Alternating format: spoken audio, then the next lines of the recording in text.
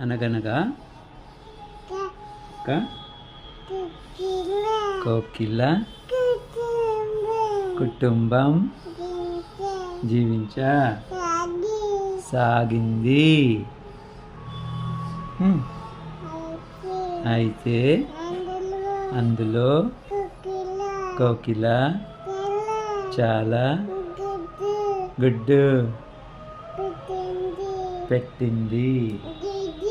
గుడ్డు పెట్టింది. గుడ్డు గుడ్డు పెట్టింది. అనగా ఒక కోకిల కుటుంబం సాగింది. అయితే అందులో కోకిల చాలా గుడ్డు పెట్టింది.